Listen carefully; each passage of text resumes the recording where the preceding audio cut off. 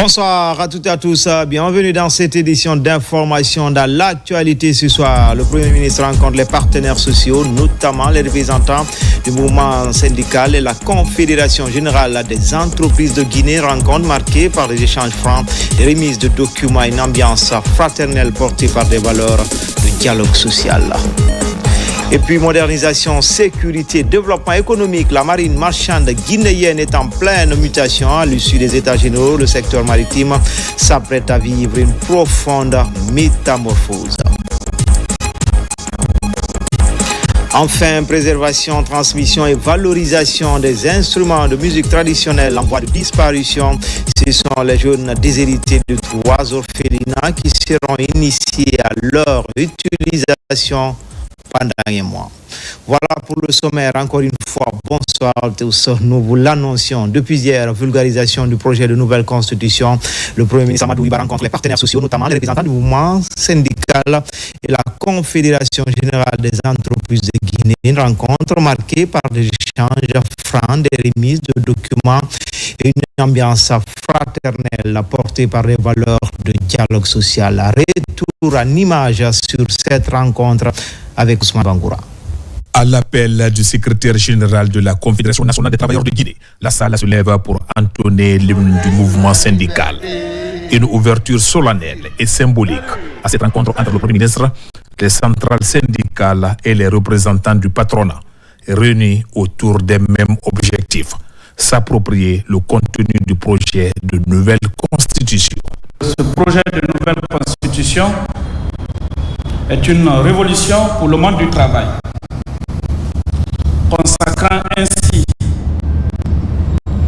le droit à la propriété privée, la liberté d'entreprendre, le travail décent, mais également la liberté syndicale. Ce sont quelques exemples qui illustrent parfaitement la prise en compte des préoccupations du monde du travail.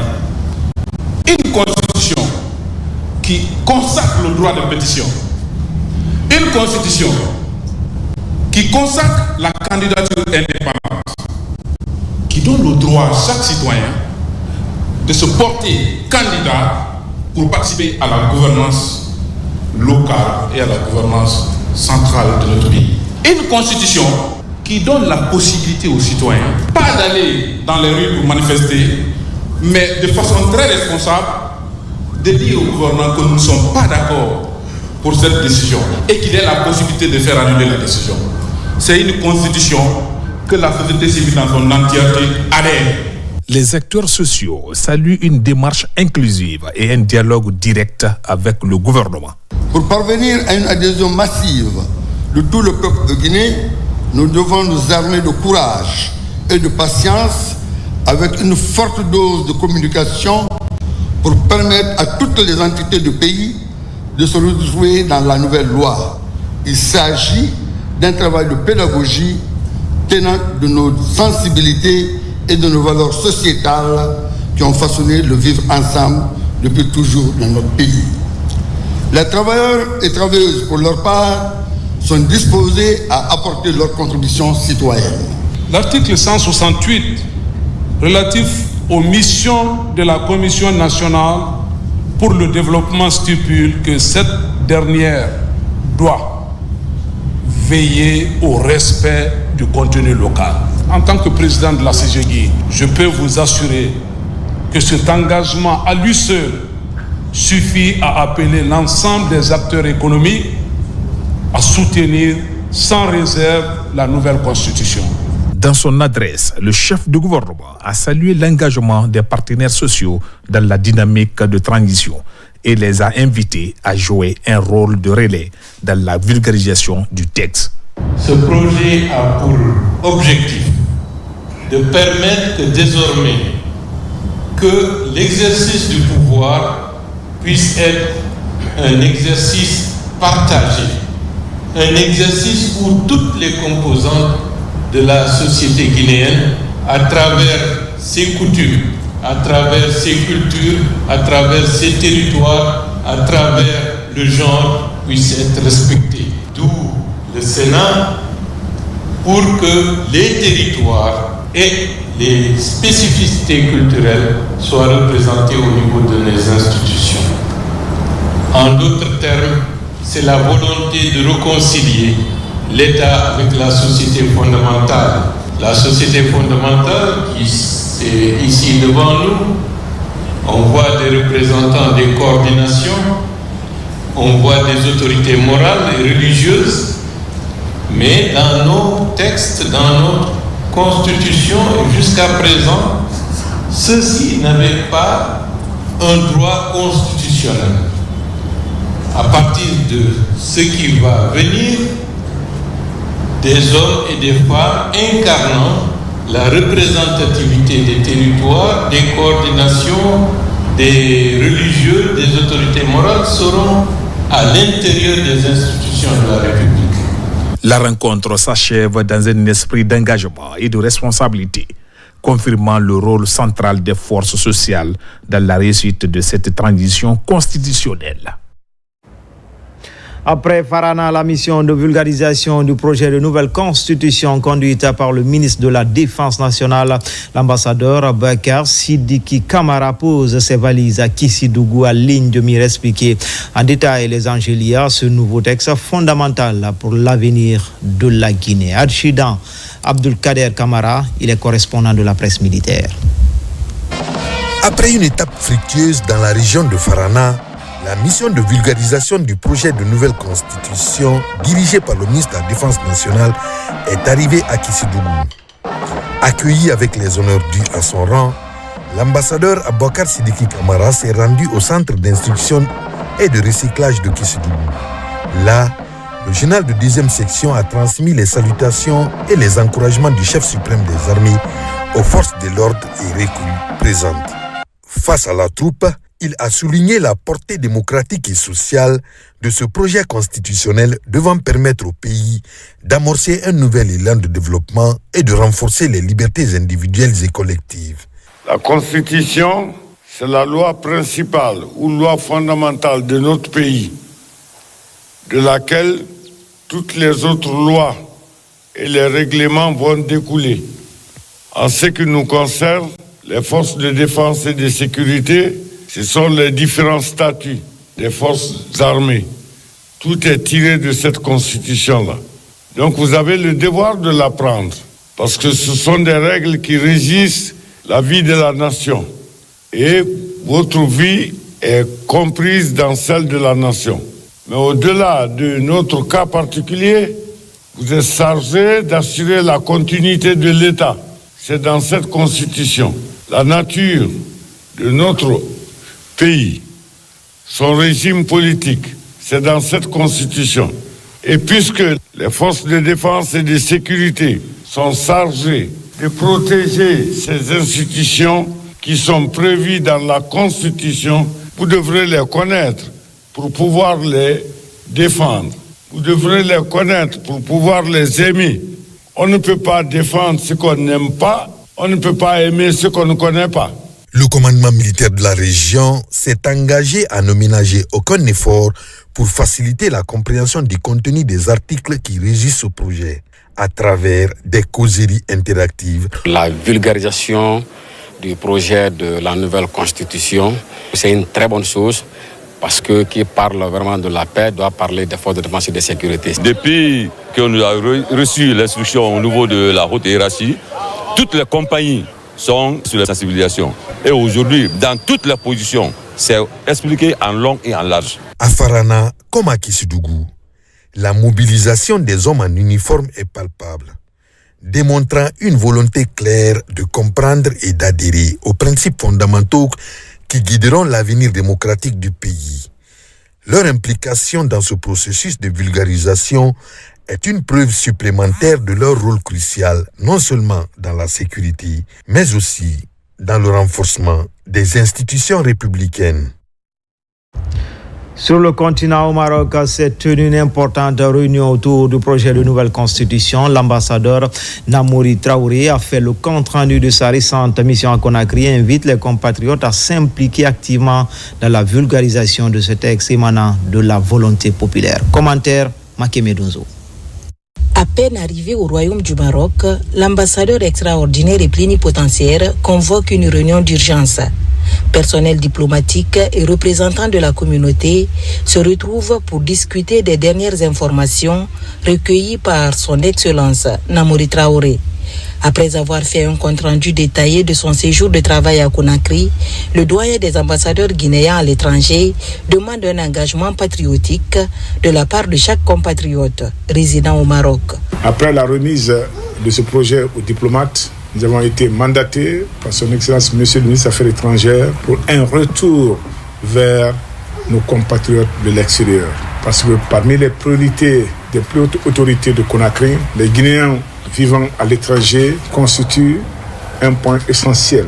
C'est ce qui fait aujourd'hui qu'on est réunis ici pour vous remettre officiellement ce projet de la nouvelle constitution pour une meilleure appropriation, pour une meilleure compréhension. Mettre chaque Guinéen vivant au Maroc au courant du contenu et de l'importance de ce projet de nouvelle constitution, c'est la mission assignée à tous les participants de cette réunion. Votre visite en Guinée a été suivie avec intérêt par tous les membres de la communauté qui s'inquiètent de l'avenir et du développement de notre cher pays. Votre mission en Guinée, qui s'est déroulée au cours du mois de juillet 2025, revêt une importance cruciale pour notre diaspora ici au Maroc. Nous sommes conscients des défis auxquels notre pays est confronté et nous savons que votre engagement et votre dévouement sont essentiels pour bâtir un avenir meilleur pour tous les Guinéens. Son Excellence, Monsieur l'ambassadeur de la République de Guinée, Père le Royaume du Maroc, a initié cette rencontre avec la communauté guinéenne résidente au Maroc,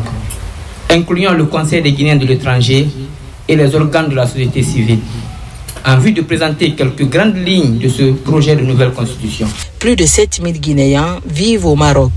L'ambassade de Guinée au Royaume chérifien espère les toucher tous dans le cadre de cette campagne de vulgarisation du projet de nouvelle constitution.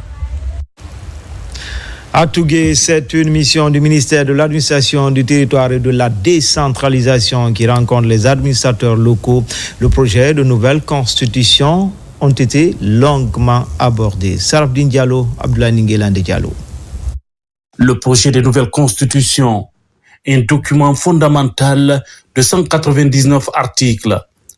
Actuellement, les membres du gouvernement et d'institutions publiques sillonnent le pays pour sa vulgarisation.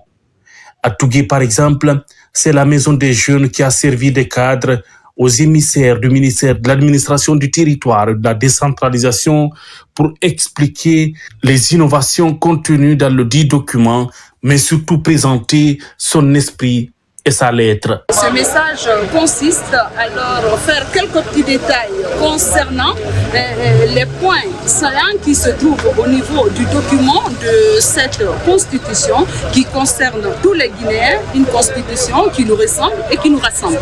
En réponse, cette même population me charge de vous dire qu'elle l'a compris et par conséquent, elle adhère sans réserve aux idéaux du CNRD et de son président. En présidant le lancement de la campagne de vulgarisation de la loi fondamentale, les autorités préfectorales ont invité les citoyens de Tougué à démultiplier les enseignements tirés de cette rencontre. Le message, c'est de dire à toute la population d'accepter, de comprendre ce qui est paraphé dans cette nouvelle constitution.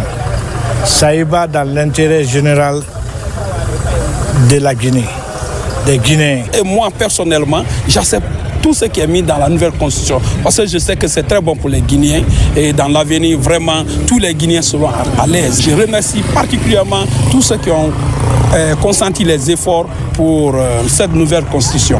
Le projet de nouvelle constitution marque une étape importante dans le processus de retour à l'ordre constitutionnel en Guinée. L'Union des communautés de Ouassoulou passe à l'offensive. La structure a initié une rencontre d'explication sur le contenu du document et s'est déroulée dans la commune de Matoto. La rencontre a connu une forte mobilisation des différentes couches sociales. Aboubakar Diaby. La vulgarisation du projet de nouvelle constitution prend un tournant historique dans la refondation de la République de Guinée.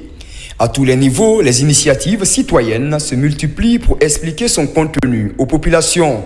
Ici, dans l'enceinte de la mairie de Matoto, l'Union des communautés de Wassolon prend son bâton de pèlerin pour appuyer son adoption le 21 septembre prochain. Nous, femmes et jeunes de Wassolon, sommes engagés dans le programme de sensibilisation et de vulgarisation du projet de texte de la nouvelle constitution du CNT, dans lequel se trouvent de nombreux éléments, entre autres la diversité culturelle qui renforce l'inclusion sociale, la promotion des langues et de nos traditions, la promotion des femmes. Tout le monde n'est pas lettré en Guinée. Il y a plus d'analphabètes. Il y a de notre devoir à nous. Ce n'est pas seulement les manifestations-ci. Nous allons aller sur le terrain, vulgariser cette condition auprès de nos concitoyens qui n'ont pas été à l'école, dans les langues qu'ils comprennent. C'est une rencontre d'échange mutuel qui draine tous les représentants des différents bords socioculturels du pays. Cette mobilisation est l'expression d'une initiative pour expliquer les nouveautés apportées dans ce document essentiel, comme la couverture de santé universelle pour tous les citoyens, ou encore la gratuité de l'enseignement à l'école primaire et à l'université. Le temps que ceux qui sont commis à la tâche donnent les contenus réels aux populations, nous souhaitons notre adhésion. Accepter cette constitution qui nous ressemble et qui nous rassemble. À travers tout Mandiana, y compris la communauté Wassolon, la communauté Mandingue, tous ont adhéré à la nouvelle constitution. À travers ces retrouvailles, les communautés de Wassolon s'engagent à mieux vulgariser ce projet de nouvelle constitution. Dans les jours à venir, ces acteurs entendent toucher les communautés de l'arrière-pays pour le même motif. À Frawalia également, les populations soutiennent massivement le projet de nouvelle constitution. Elles disent attendre le jour J pour le confirmer, un avis largement partagé par l'érudit de Sigiri. Alpha Siagaba, Nabi Kamara. À travers la vulgarisation du projet de nouvelle constitution, c'est l'avenir de la Guinée qui se dessine. C'est en cela que la présente campagne mobilise la majorité des citoyens en vue de conférer au référendum prévu le 21 septembre prochain un éclat particulier. En tout cas, ici en Farawalia, c'est l'avis du Khalif général des Tidjans de Guinée, l'érudit de Sigiri Elhaj Karamoko Siaka Kamara. Association Salamdine qui est en train de faire la vulgarisation de la nouvelle constitution. La nouvelle constitution nous pousse à aller vers le travail, à aller vers chacun n'a qu'à faire ce qu'il peut faire pour le développement national. Karamosiaka est en train de faire 2 fois ce développement. Non seulement il se lance dans l'agriculture, ensuite dans la vulgarisation de la paix en se pensant sur le Coran et l'islam. L'érudit de Sigiri est reconnu dans la promotion de l'agriculture, base de développement de notre pays. Cette année, il a mis en valeur des centaines d'hectares de domaines de riz, de maïs, un bel exemple qui est largement partagé au sein des populations, tout comme celui qu'il donne sur le projet de nouvelle constitution en cours de vulgarisation dans le pays. Si tout le monde pouvait faire comme Kramosiaka, investir dans l'agriculture, si chacun, ceux qui sont dans les bureaux, ceux qui sont appelés les Karamogo, la nouvelle constitution est venue pour nous sortir dans la pauvreté. La nouvelle constitution est venue pour nous aider à s'épanouir sur tous les plans. En attendant la validation de ce projet de nouvelle constitution, nous pouvons dire que son contenu est hautement apprécié par les Guinéens.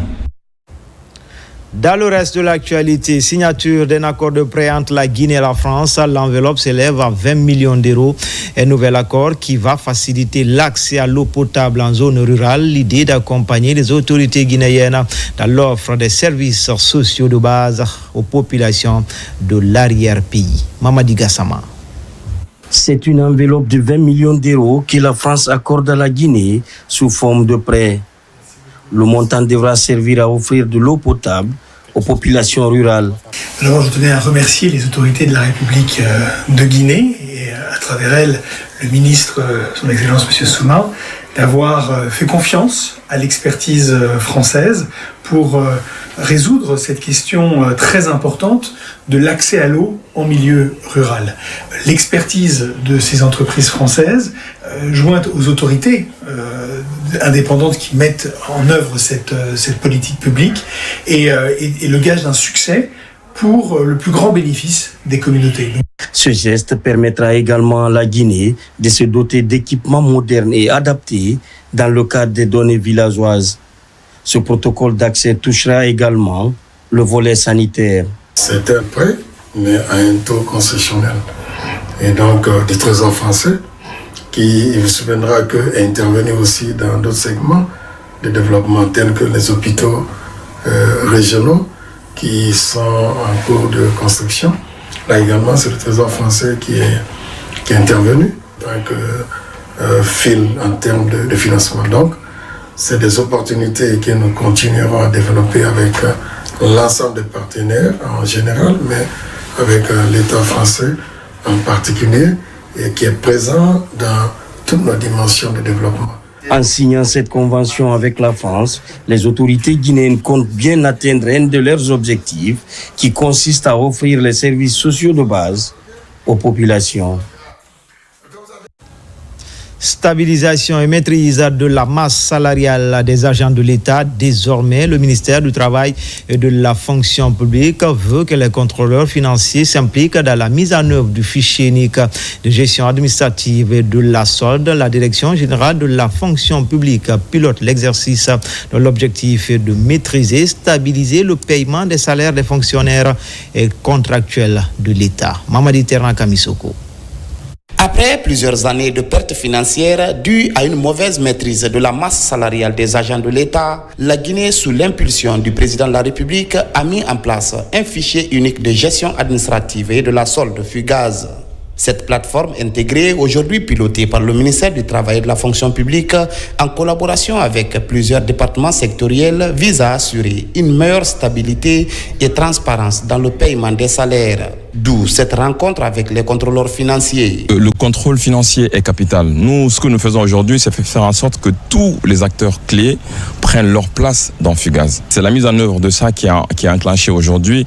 Au lieu qu'ils soient en aval, ils seront en amont. Et les conséquences positives de ça sont qu'on va détecter beaucoup d'irrégularités, beaucoup d'anomalies qui aujourd'hui fait des rentrées d'argent énormes à l'État, parce qu'on fait des économies, effectivement. Donc c'est un changement majeur aujourd'hui. La mise en œuvre du FUGAS a déjà permis de détecter des cas de double paiement de primes dans certains services, ainsi que des rémunérations excessives versées à certains cadres en dehors de tout contrôle. Pour le ministre du Travail et de la fonction publique, la masse salariale étant un poste de dépense particulièrement sensible, sa maîtrise passe nécessairement par un processus d'assainissement constant et rigoureux. La plateforme mise en place permet de gérer le recrutement, la gestion de la carrière, jusqu'à la mise à la retraite et la gestion des pensions.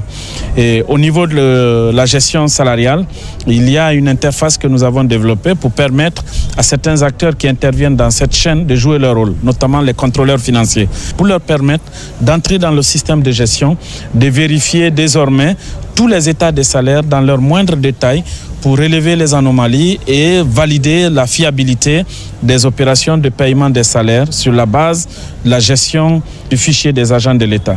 Déjà, les missions de contrôle de la présence effective des agents à leur poste, déployées sur l'ensemble du territoire national, ont révélé l'absence de plus de 6 000 agents dans les secteurs clés comme la santé et l'éducation. C'est pourquoi l'implication active des contrôleurs financiers dans le dispositif FUGAS est devenue indispensable pour renforcer le contrôle et garantir l'efficacité de la réforme. Dans l'actualité également, 59 enseignants-chercheurs viennent d'honorer la Guinée au sein de l'espace CAMES. C'est à Djamena au Tchad à l'occasion de la 47e session des comités consultatifs interafricains. Désormais, ils sont maîtres de conférences ou encore maîtres assistants. Mounir Bari. La Guinée célèbre une performance historique dans le domaine de l'enseignement supérieur. 59 enseignants-chercheurs viennent de réussir avec brio leur passage devant les comités consultatifs interafricains du CAMES lors de la 47e session tenue à Djamena. Un véritable exploit scientifique qui marque une montée en puissance du système universitaire guinéen. Aussi, félicitations pour le travail qui a été abattu. Félicitations à l'ensemble des encadreurs qui ont accepté de se mettre bénévolement au service de la nation pour aider les pairs à se faire évaluer. Félicitations surtout à tous ceux qui ont été admis. J'espère que l'année prochaine, on aura une centaine de personnes. Ces enseignants sont désormais maîtres assistants ou maîtres de conférences. Un record sans précédent rendu possible grâce à un encadrement de qualité, un mentorat rigoureux et des réformes ambitieuses portées par le ministère de l'Enseignement supérieur. L'année dernière, on célébrait 19 personnes. Cette année, on célèbre plus d'une cinquantaine de personnes. Voyez-vous, l'évolution est notable. Et avec des encadreurs guinéens aujourd'hui qui sont aussi au niveau des CTS du CAMES, en tant que président du Conseil des ministres du CAMES, je suis fier du résultat que la Guinée a engrangé. Mais surtout, cela nous amène à poser les bases d'une véritable réforme de l'enseignement supérieur et d'investir encore plus sur les écoles doctorales. Pour maintenir cette dynamique d'excellence, les autorités guinéennes misent sur la poursuite des réformes structurelles. L'objectif, repositionner la Guinée dans l'espace académique et répondre aux défis d'un enseignement supérieur de qualité. Le suivi de l'ajustement des stratégies des prix se poursuit au ministère du Commerce. C'est parti pour l'opérationnalisation du système d'information et de management des prix à Kindia. Directeurs préfectoraux et communaux s'approprient l'utilisation de cet outil qui va moderniser la gouvernance des prix en Guinée. Abdul Karim Kamara. Au ministère du Commerce, Industrie et PME, par la volonté de moderniser la gouvernance des prix, l'une des réformes est le système d'information et de management des prix, SIMPRI. Celui-ci se veut un instrument de veille, d'analyse et d'anticipation au service de la stabilisation des marchés et de la protection du pouvoir d'achat. Nous voulons sortir de l'amateurisme, nous voulons sortir de l'attentisme pour effectivement nous permettre d'avoir des données en temps réel, mais que ces données puissent être analysées automatiquement afin d'orienter les décisions qui, effectivement, prises à temps, peuvent avoir des effets très importants jusqu'au panier de la ménagère. Ici, à l'école de la Direction nationale du commerce intérieur et de la concurrence, les directeurs préfectoraux et communaux ainsi que les inspecteurs régionaux du ministère s'approprient SIMPRI dans le but de son opérationnalisation. simpri.gov.gn est le site de la plateforme. Le SIMPRI va nous permettre au fait de remonter plus rapidement les informations au niveau national et ça va nous permettre de prendre des dispositions pour tout ce qui est la gestion des prix sur le marché. La gestion des utilisateurs, de la collecte des données et la validation par chaque superviseur de zone sont entre autres fonctionnalités de ce système efficace. Gérer et administrer, c'est anticiper. Vous ne pouvez pas attendre pour résoudre les problèmes, vous devez anticiper pour la résolution des problèmes. L'engagement est sans faille, afin que chacun de nous puisse s'en approprier pour l'efficacité sur le terrain. Au-delà des denrées de première nécessité, la Direction nationale du commerce intérieur et de la concurrence compte intégrer aussi le suivi par SIMPRI d'autres produits non alimentaires jugés stratégiques. Comme annoncé dans les titres, modernisation, sécurité, développement économique, la marine marchande guinéenne est en pleine mutation. À l'issue des États généraux, le secteur maritime s'apprête à vivre une profonde métamorphose placée sous le signe de l'innovation et de la refondation. La Guinée veut se doter d'une marine marchande compétitive et performante. Souleymane Kamara. Tenue des États généraux de la Direction nationale de la marine marchande, un atelier stratégique destiné à redessiner l'avenir du secteur maritime guinéen. Il est placé sous le signe de l'innovation et de la refondation.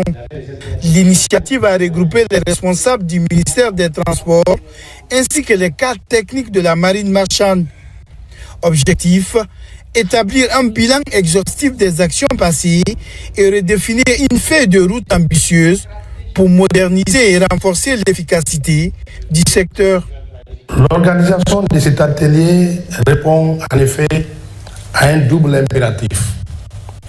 Celui de capitaliser le vécu de ces derniers mois marqués par l'observation, les premiers ajustements et l'action, mais aussi celui de fixer ensemble les caps vers l'avenir. Nous devons désormais penser et agir pour bâtir une direction performante, moderne et humaine. Plusieurs axes stratégiques ont été prioritaires. notamment le renforcement de la gouvernance, la professionnalisation des méthodes de travail et la modernisation des outils techniques et juridiques. Ces travaux de la marine marchande seront également un élément d'ouverture vis-à-vis de la complémentarité au sein du secteur, du sous-secteur maritime, pour que dans une approche intégrée, une approche inclusive, l'ensemble des sous-départements du sous-secteur puissent se donner la main. Cet atelier représente pour nous un environnement stratégique pour ressortir les forces, les faiblesses et pour pouvoir faire un rebond pour poser les bases du secteur maritime et portuaire qui sont pilotés par la Direction nationale de la marine marchande. On va essayer de ressortir les grandes lignes programmatiques et imprimer des projets et programmes pour le développement de tout le secteur en général. Ces travaux marquent le début d'une nouvelle ère pour la marine marchande guinéenne. Avec cette volonté, la Guinée se donne les moyens de construire une marine marchande moderne et compétitive, alignée sur la vision du président, le général Mamadi Doumbouya. Le conseil d'administration de la pharmacie centrale de Guinée a tenu une session extraordinaire. Ce vendredi, il s'agit de faire l'état de lieu des contrats de l'État en termes de fourniture des produits pharmaceutiques, des marchés que la pharmacie centrale peine aujourd'hui à obtenir pour continuer la chaîne de distribution au niveau des structures sanitaires. Hadia Toubari. La réussite de la politique pharmaceutique repose en grande partie sur la pharmacie centrale de Guinée, qui est l'instrument de mise en œuvre. Selon le constat sur le terrain, la centrale accomplit sa mission d'approvisionnement en médicaments et dispositifs médicaux des établissements hospitaliers à la satisfaction de la population. Cependant, elle souffre depuis quelques mois de la non-obtention des marchés de l'État qui constitue un frein à son fonctionnement. Les membres du conseil d'administration réunis en session extraordinaire dénoncent cette situation. Nous sommes devant une situation sombre. De 90%, il y a une disponibilité de moins, d'égal ou moins de 60%. Si nous ne faisons rien, messieurs les administrateurs, nous nous dirigeons dangereusement tout droit dans le mur. Et c'est pourquoi, en tant que PCA, et avec votre soutien, nous avons initié un dialogue sur la plateforme et unanimement, nous avons tous décidé d'aller soit vers une réunion technique ou vers carrément une session.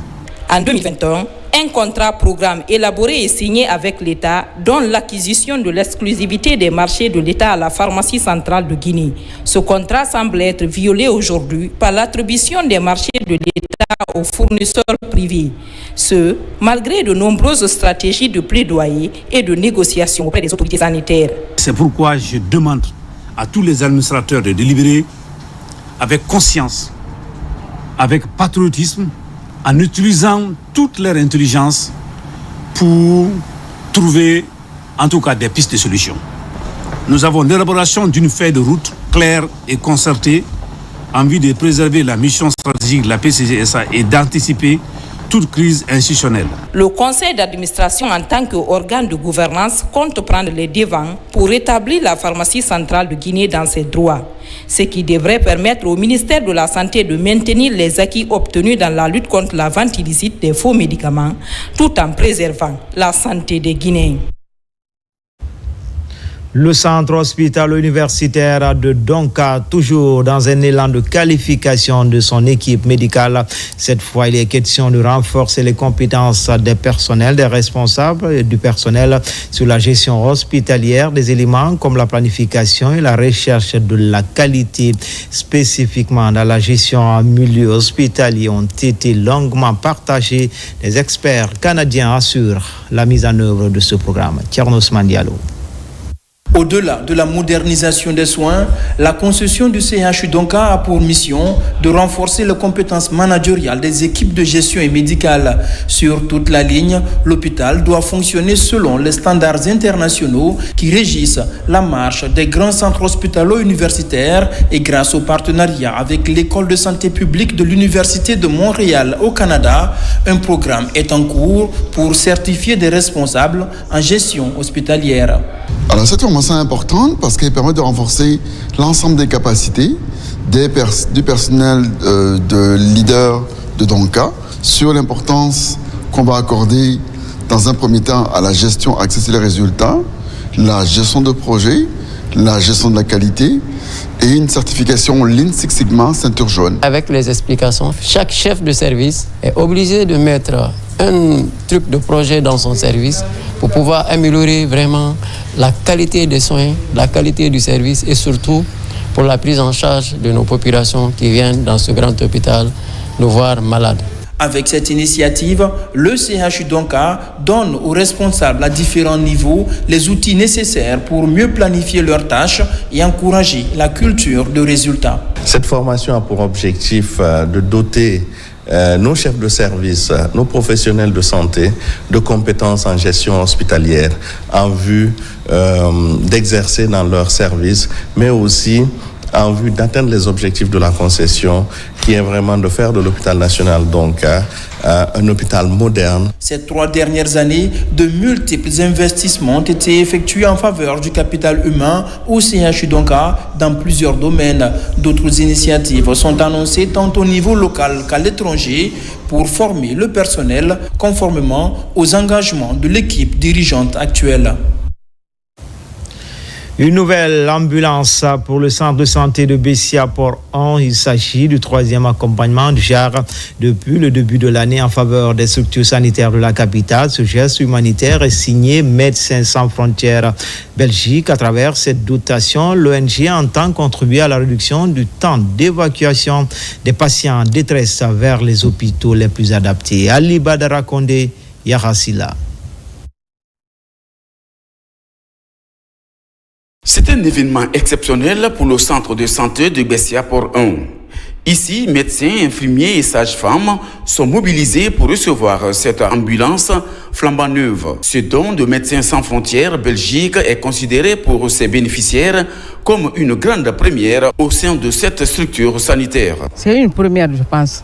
Depuis que le centre de santé là a été créé, c'est le plan triennal. C'est une première.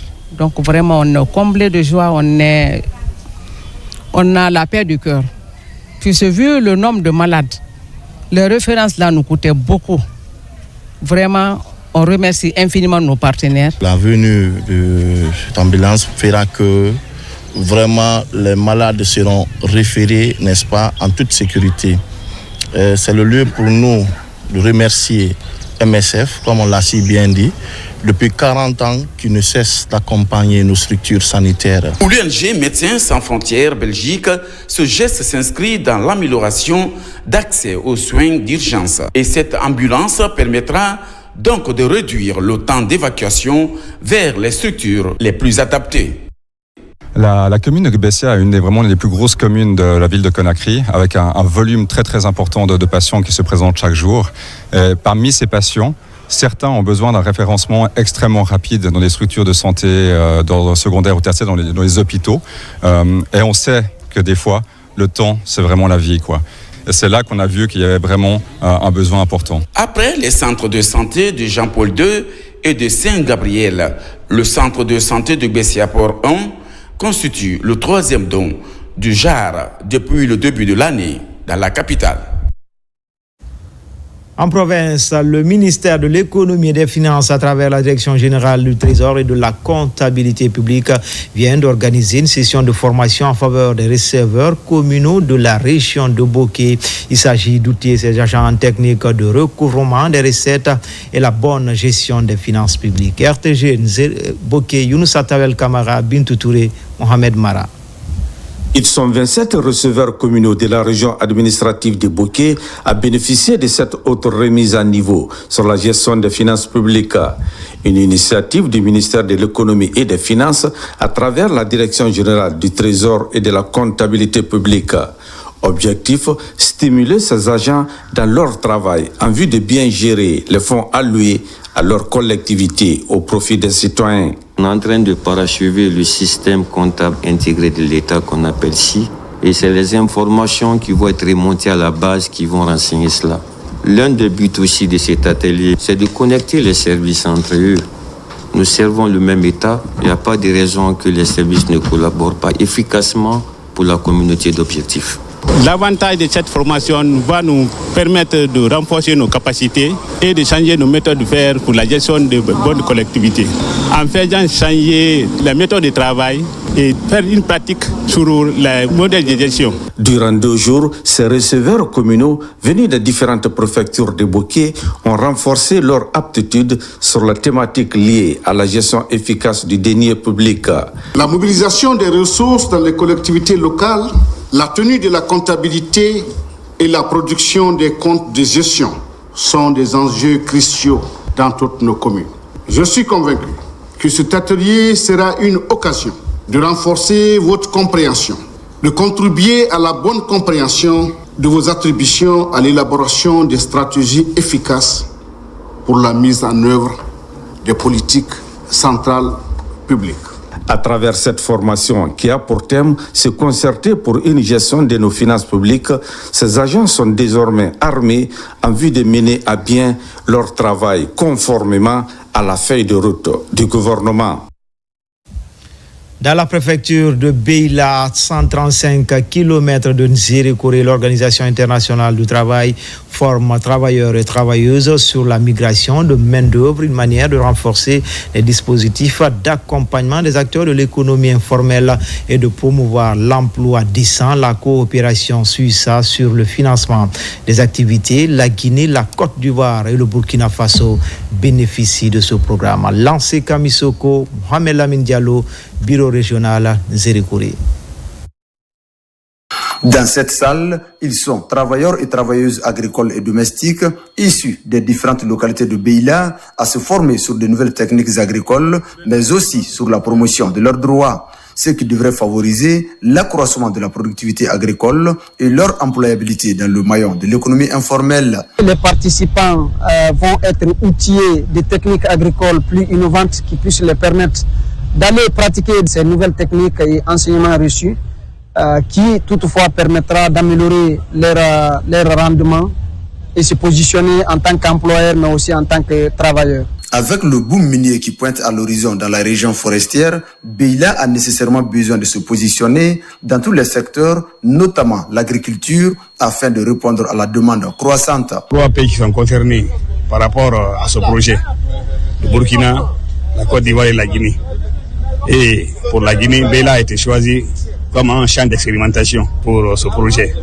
Donc d'abord, c'est ce qui me réjouit à plus d'un titre, qui prouve à suffisance que l'État vraiment n'oublie pas ma population. La formation qu'on donne là aura des impacts directs sur la production et la productivité, parce qu'on a pris des personnes qui sont dans les exploitations agricoles. Quand ils les forment dans ces domaines, je pense bien qu'ils auront quelque chose à apprendre et aussi à vulgariser à d'autres personnes.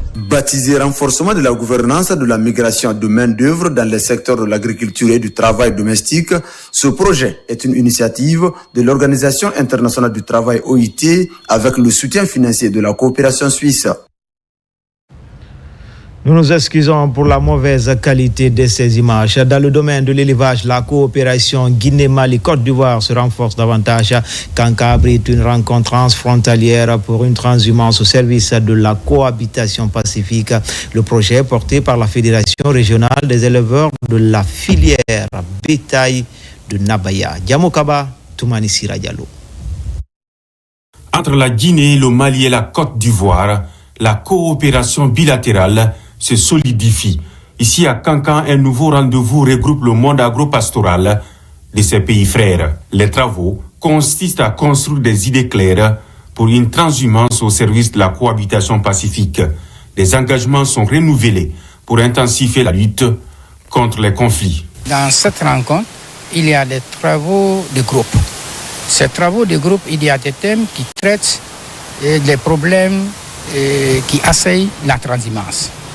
Donc, à travers ces travaux de groupe, la plénière, la synthèse, la fédération va essayer de remonter les synthèses au niveau des autorités qui décident afin de prendre des meilleures décisions et pour une transhumance apaisée dans l'avenir. Nous serions à mesure, certes, puisque nous ne manquons pas de confiance entre nous. Ces recommandations vont être strictement respectées. La rencontre transfrontalière Guinée-Mali-Côte d'Ivoire s'inspire du projet d'appui aux populations affectées par la crise sahélienne au nord de la Guinée, la Côte d'Ivoire, Ghana, Togo et Bénin.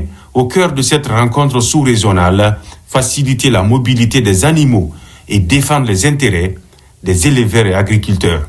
Ma présence ici, sur instruction de monsieur le préfet du département, c'est de contribuer vraiment à apporter des pistes de solutions pour une gestion concertée, mais une gestion efficace dans le cadre donc de la consolidation de la paix entre nos deux États, entre les populations riveraines de part et d'autre de la frontière. Si hier, l'espace qui était destiné comme zone de pâturage pour cette transhumance qui pouvait accueillir que 1000 à 10 000 têtes, aujourd'hui, si nous nous retrouvons maintenant à des millions de têtes vivant sur le sol guinéen, je pense que réellement, il est normal aussi que ces pays, en tant que la Guinée, puissent remettre maintenant cette question en cause, mais faire une revue totale réellement de la question de la transhumance. Après 48 heures de partage d'expérience, les ambitions communes se rejoignent désormais entre ces pays qui comptent aller plus loin dans le registre du renforcement du climat de paix et de confiance.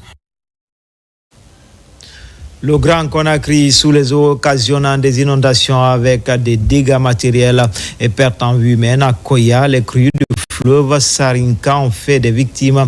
Face à cette situation, le Conseil national des organisations de la société civile tire la sonnette d'alarme, mais pas que. Il propose des pistes de solutions pour contrer ce phénomène. Amadou Touré, Sédou Basila.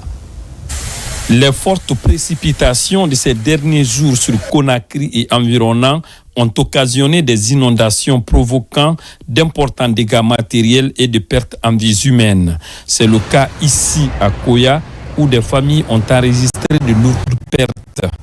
Habitations et contenu, tout a été emporté par les eaux. La nuit du 20 au 21, aux environs de 2 heures du matin, la commune de Koya s'est retrouvée dans une inondation totale qui concerne notamment des quartiers très peuplés tels que Tougandé, Laminaya et autres. Ce qui est arrivé à Koya n'est pas un simple fait météorologique ni une fatalité. C'est une situation qui peut bel et bien être évitée. Nous avons fait des constats. C'est des maisons qui sont expressément construites dans des zones inondables qui doivent en réalité être libérées. En compagnie des autorités locales et administratives de Koya, la mission du CNOS a sillonné plusieurs endroits sinistrés pour toucher du doigt les raisons de cette catastrophe récurrente dans cette localité dans le but de faire des propositions de solutions à l'État. Tous les acteurs doivent prendre leurs responsabilités pour éviter désormais cette situation. On ne peut pas faire les hommes ensemble, casser les yeux. De fermer les yeux, de venir ici à Koya. Toutes les années, c'est comme ça. Le pourquoi? Parce que les gens ont construit anarchiquement. Et Koya dans le cuvette. Tous ceux qui ont construit, de dégager. L'État n'est qu'à le déguerpir. Selon les autorités de Koya, ces inondations, en plus des dégâts matériels importants enregistrés, ont causé la mort de 2 personnes, un bébé de 4 mois et un jeune homme de 15 ans, qui ont été tous inhumés récemment. Enfin, culture, préservation, transmission et valorisation des instruments de musique traditionnels en voie de disparition. Ce sont les jeunes déshérités de 3 orphelinats qui seront initiés à leur utilisation pendant un mois. Initiative gouvernementale à travers le Centre international de percussion. Le récit en image avec nos reporters Bosman, Mamadou Djoumaba. Des instruments de musique traditionnels qui ont bercé plusieurs générations, mais qui sont aujourd'hui menacés de disparition. Boté, Nyényérou, Calebasse, Tambirou et le Siko. Pour leur redonner vie, 50 jeunes sont initiés à leur utilisation. Ils sont tous venus des orphelinats Assok, Hirondelle et Balé Mounafani. Une initiative des autorités à travers le Centre international de percussion. Nous avons vu qu'il y a des instruments qui sont en train de disparaître de par le manque de transmission de ces savoirs et puis du manque de documentation systématique de ces instruments. Donc on a pensé vraiment restaurer et poser des actions vraiment salvatrices pour pouvoir sauver ces instruments qui sont en voie de disparition. Non seulement aux fabricants de ces instruments et même aussi au rythme que produisent aussi ces instruments sont en train de disparaître. Pendant un mois, ces jeunes déshérités seront outillés par ces grands maîtres de la percussion traditionnelle. Une transmission pour préserver et surtout valoriser ces instruments. À travers cette belle initiative, ce sont des savoirs ancestraux qui sont remis à l'honneur et des instruments menacés comme le boté, le nyényérou, le tambirou, le siko, qui retrouvent leur voix, et des jeunes souvent éloignés de l'accès à la culture, qui découvrent une nouvelle voie d'expression, de dignité et d'espoir. Cette initiative va aussi contribuer à encadrer ces jeunes déshérités et va également être bénéfique aux instrumentistes, aux amateurs et aux fabricants. C'était tout pour ce soir. L'actualité se poursuit sur le www.rtgguinée.info. À demain pour d'autres actualités sur la Guinée, notre paradis terre de richesse et d'innovation, Inch'Allah.